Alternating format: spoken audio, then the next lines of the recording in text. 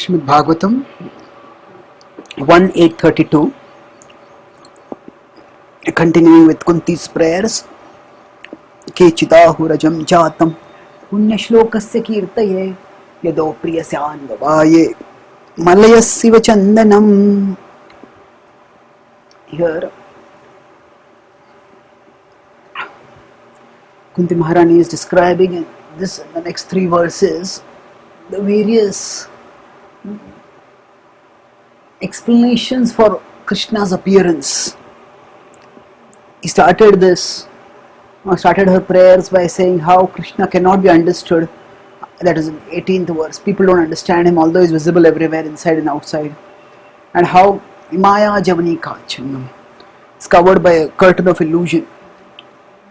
Specifically, in the 29th text, she stated how 29th and 30th text, she stated that his activities are difficult to understand, especially his Janma and Karma. So, in 31st text, she is given one example of his Karma. Now, she analyzes the Janma and tries to come up with explanations about the Janma. And not come up means not in our own, in any speculative way, but she is a part of a learned culture, and in that culture she has heard different people give different explanations for the appearance, for why the unborn takes birth, why the transcendental non-doer becomes a doer in this world.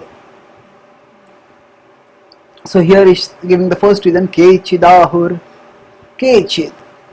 On some occasions it is said, some people say, Ahur Ajam Jatam. Ajam Jatam. Here we see something which is like an oxymoron.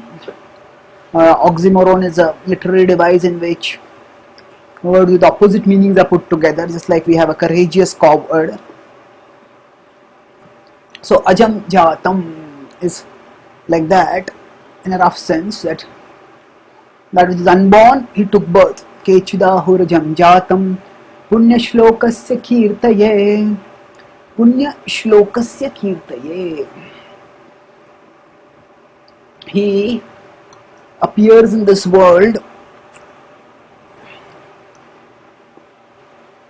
punya shlokasya, to glorify the pious king, kirtaye. And Punya Shloka, at one level, like Uttam Shloka is the name of the Supreme Lord. Punya Shloka can also be a name of the Supreme Lord, although Uttam Shloka is more commonly used. Here,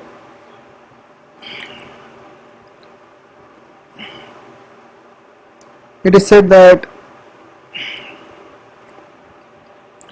he came to increase the glories of the pious kings. So now, what does this pious king refer to? In principle, it refers to those kings who are devoted. Krishna says the purpose of his descent is Paritranaya sadhunam vinashaya dushkritam dharma samsthapanarthaya sambhavami yuge yuge. In 4.8 in the Gita, he says that he descends to elevate people to the highest level of existence, the highest level of reality. Now, for such elevation, what does Krishna do? He focuses on empowering the devotees. Krishna comes here and he departs from here. And even when he is here, he does not always act as if he is God. So, when he appears here, he descends to enable people to have the rule of law, rule of dharma, and that rule of dharma comes by his empowering his devotees to become dharmic rulers. Kechidahurajam jatam punya shlokasya kirtaye.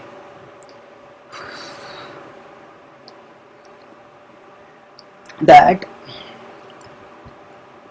he comes to spread the glories of virtuous kings by establishing them as rulers, by ensuring that they become glorified as dharmic kings, and that the Supreme Lord himself also either assisted them or enthroned them or glorified them. In this way they become glorious.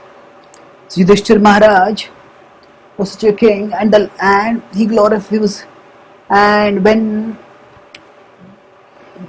Krishna himself approved and assisted Yudhishthir Maharaj's quest for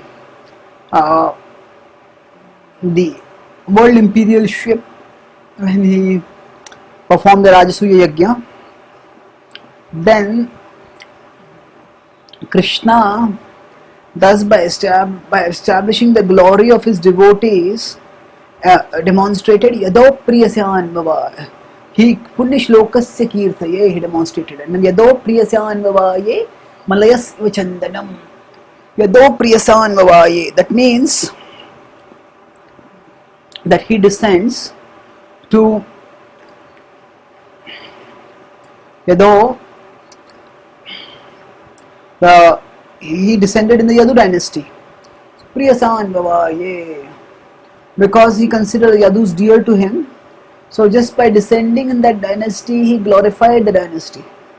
And Krishna does not belong to any dynasty, all dynasties belong to him. This can be understood, this is conveyed by the example here. Malayasya Vichandanam. Malayasya Vichandanam means that Chandana, sandalwood, can appear in various parts of the world. Now, specifically here it is found in Malaya, and that is wonderful.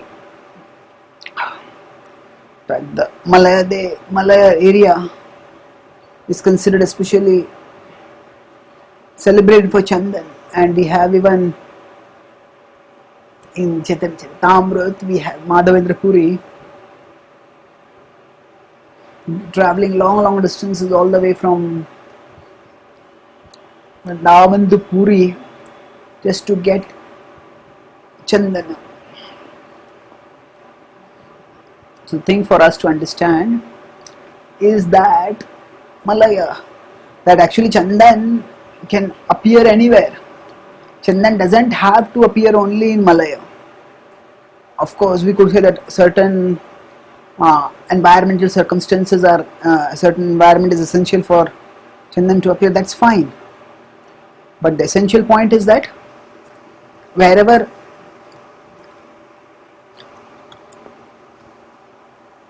Chandan appears, it is.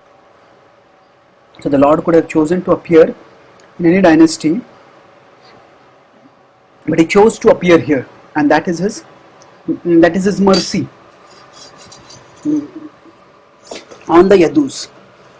So the standard example for this is how the sun does not belong to any particular dynasty. So the sun doesn't belong to any particular direction, but it chooses to appear in the east. Similarly, the Lord appears in the Yadu dynasty, and thus the Yadu dynasty also becomes glorified. Text 33.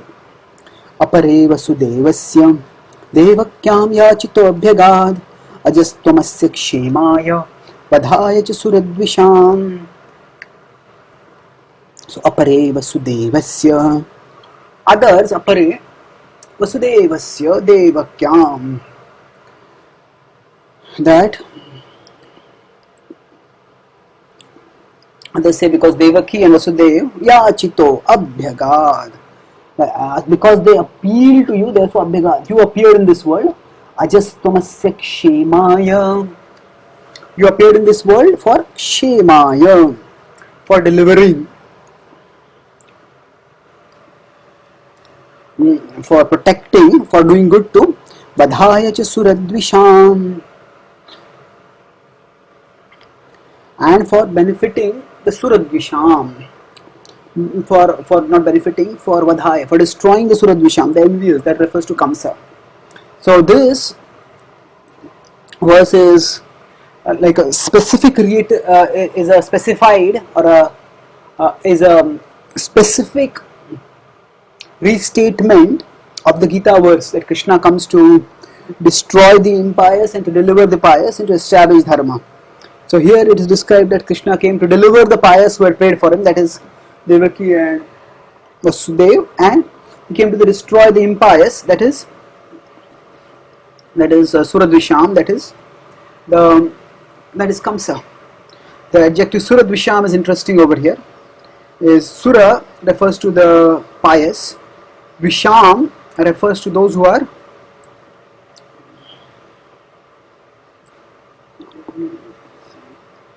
envious. So Sura refers to Devtas, so those who are envious of the Devtas. So Kamsa wanted to overthrow the Devtas, and that's how he was classed. That's how he's classified as a demon, and Krishna came to destroy him. Now text 34. Bharavtarnaya अन्ये भुवो नाविवो दधौ सीदन्त्या भूरि भारेण जातो या आत्मभुवार्थितः. So Bharatarnaya Anye, Bhara Avatar. Bhara Avatar is removing the burden. So here, to cast away, to remove, Anye. Maybe some other people say that to remove the burden of the earth, Bhuvona Ivo Dadhau. The earth was like a boat, and to free the earth from this burden, Bhuvona Ivo Dadhau. So just like if a boat is heavily burdened, then only when that heavy burden can sometimes sink the boat, and to protect the boat from being sunk, at that time it may be necessary to throw off some of its ballast, to throw off some of its excess weight. And similarly, when the earth gets burdened, then the burden needs to be removed. Sidantya bhuri bharena. Sidantya, the earth was aggrieved, bhuri bharena, with extreme burden. So actually the burden of the earth is not physical, it is not literal, it is metaphorical. That Chanakya says, and so the Shakespeare, that there is no pain like a bad child. A bad child is like a sore eye, you can't see properly and it causes pain also. So similarly for earth, those inhabitants who are like burdens, those who are demoniac, they are burdens for her, and they make it difficult for her to supply her needs for those who are good children also. So then such burden needs to be removed, and for that purpose, Jato ya Atma Bhuvarthitaha. So when the earth is distressed, the earth along with the Devtas, they go to Brahmaji, and Brahmaji prays to Vishnu to come and to restore order, and then the Lord descends. So the metaphor of a boat for the earth conveys the danger of excessive luggage and drives home the point of removing that burden. So Krishna, so the demoniac are the burden on the earth, and they are removed by Krishna whenever he descends to this world. Here of course we need to know that the soul is eternal, and in that sense it's not that the demons are just cast away, but the demons, just like in a kingdom also, the lawbreakers are put into prison so that general citizens can be protected. Similarly, in the cosmic order also, the demons should not get too much power, and the earth is a strategic point at a juncture between the Devtas and the Asuras, and if the Asuras are on the earth and they burden the earth, they take over the earth, and that disrupts the cosmic order. So when it is said the burden of the earth is removed, that means that the souls are eternal, the souls are not destroyed, but the demons, they are cast off this earth to other places where they may indulge in their demoniac tendencies or get the consequences in the heli planet, wish planets, and eventually return back to the earth. Text 35. भवेस्मिन् क्लिश्यमानानाम् अविद्या काम कर्मभिः श्रवणस्मरणार्हनि करिष्यन् इति केचन. Some other people say this. The Maharaj is describing, Bhava asmin klishyamananam. Bhava asmin. In this world, klishyamananam. Klishyamananam means there is great distress. Avidya kama karma bhi. That in this world where there is great distress,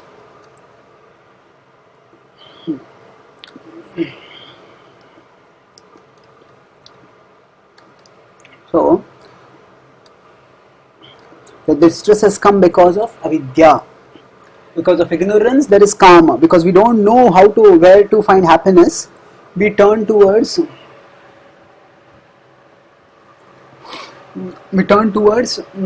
worldly desires, because worldly objects are so much glamorized in today's world, and we pursue worldly objects for our pleasure, and the result of that is karma. We indulge in karmically binding activities. So avidya kama karma bhi. Prabhupada called this as minimum words, maximum wisdom. The whole material existence is summarized in these three words. Ignorance leads to desire, desire leads to work that causes bondage, and thus we suffer. Bhava asmin klishyamananam. So in this, when we are trapped thus in material existence, shravana smaran arhani.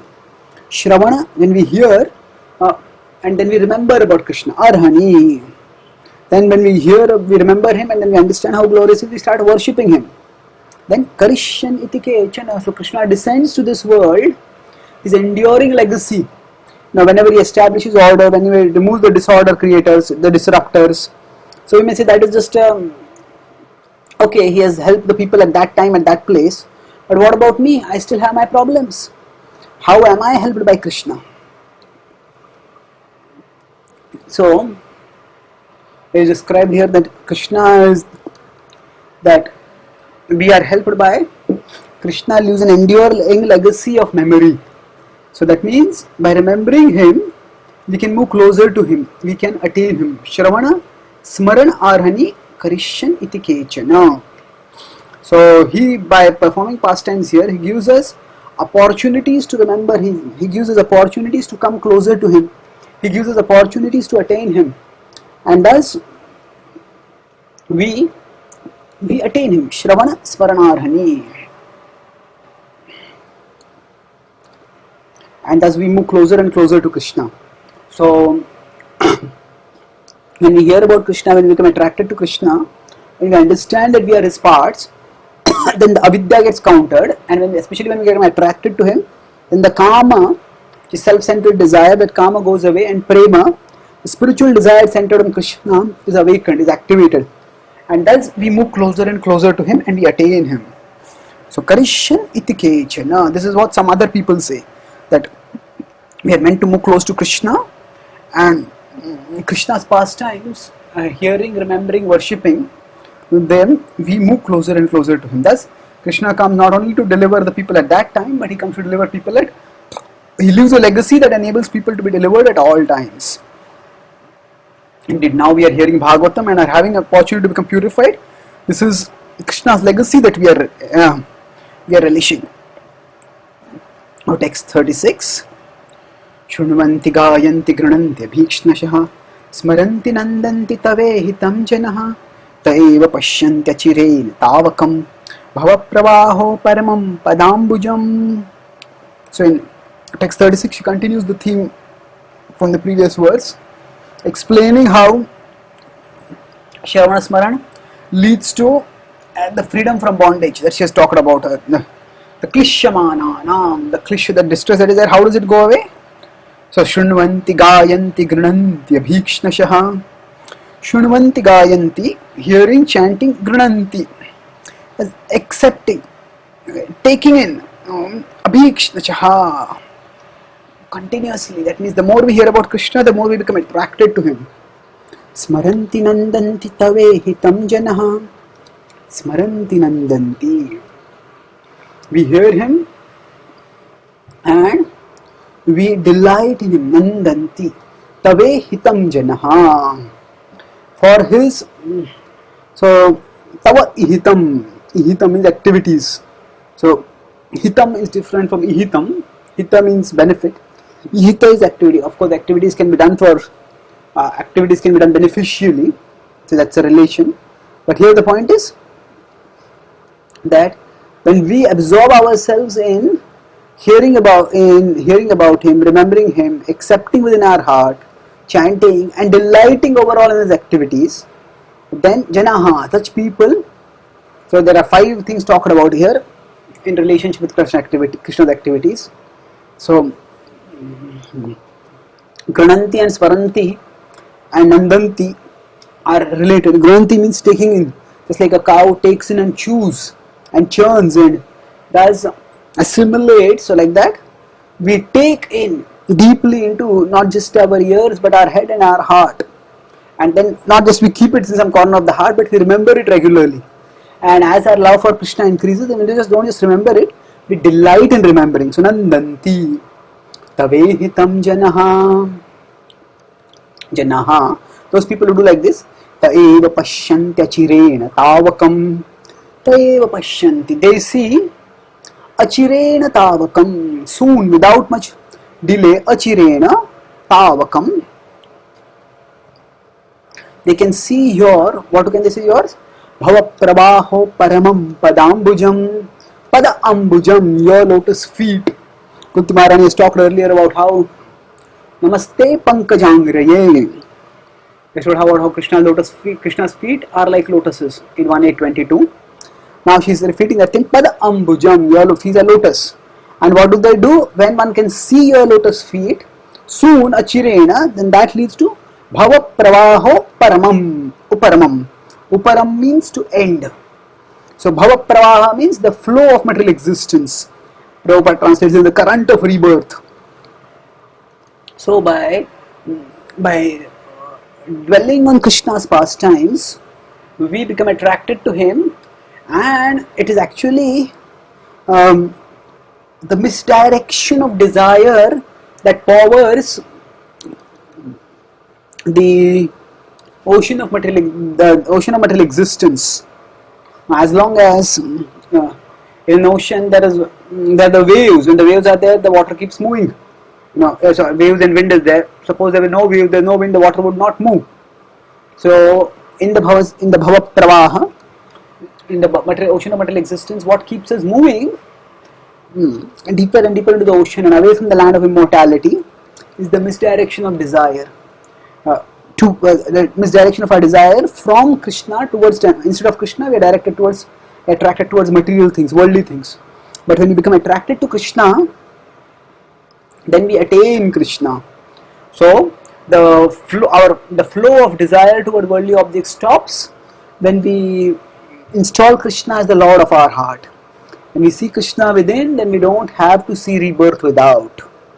Thus, Krishna provides the opportunity for souls to become liberated from material existence. So here Kunti Maharani concludes the description of why he appears in this world.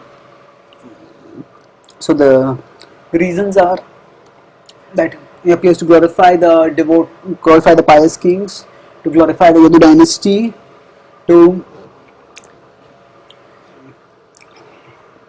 respond to the prayers of Devaki and Vasudeva, and to free the world of the demoniac Kamsa, to remove the burden of the earth. So it's like from especially 32nd, 33rd, 34, 35, 33, 34, 35 are going from more specific to more universal.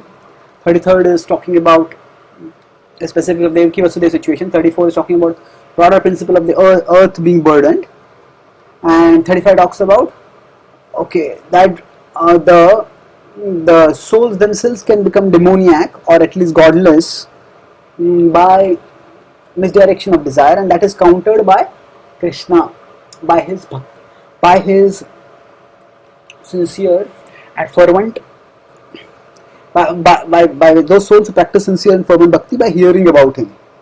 So now here, after saying that Krishna, you deliver people at different places at different times throughout history, Now she makes a petition, Krishna, are you you deliver everyone, but will you abandon us now? You create an enduring legacy for delivering people even after you are not here, but right now you are here, and are you going to abandon us? Text 37. Apyadyanastam sakrite hita prabho jihasasi swit suhrudo anujeevinaha yesham nachanyad bhavatah padambujat parayanam rajasu yojitam hasam.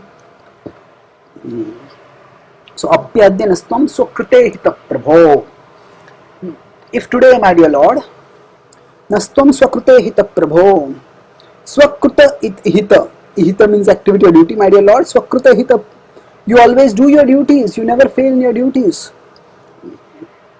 But today, Nastam jihasasi. Are you giving it up, my Lord? Swit suhrudo anujivinaha. Swit suhrudo. How is it possible that you who always do your duties, how can you abandon your duty? And that too in relationship to Suhrada, those who are very close to you, Anujivina, not only are they close to you, they are also dependent on you, their life depends on you. Yesham nachanyad bhavatah padambujad. And in our case, nachanyad, we don't have any other person as our shelter, parayanam. We do not have any other shelter apart from you, padambujad, apart from your lotus feet, we don't have any other shelter. Rajasu yojitam hasam. And then she can conclude the verse by saying, what is the danger from which they need deliverance? Rajasu. There are so many kings who are enemies. Yojitam hasam. Amhasam is enmity, they are yojita. They are engaged in enmity with us. So essentially, Kunti Maharani is stating here that, O Lord,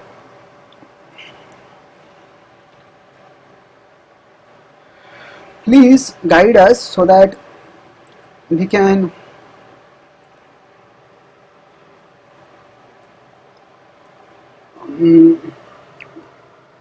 we will be protected. So Kunti Maharani is not, she will address the issue that she has such powerful sons, won't they be enough to protect? That issue will address in the next verse. But here, suffice it to say that the point she is making is that yojitam hasam. In one sense, conflicts, especially between dynasties, never end. So, the powerful, if one dynasty is destroyed, if the rulers or the kings in one dynasty are destroyed, often their descendants, they come and they attack again. And so similarly, the Pandavas had destroyed the Kauravas and their allies, but there are many kings who were still, maybe the sons or the brothers or other relatives of the kings who had been killed, they were still hostile.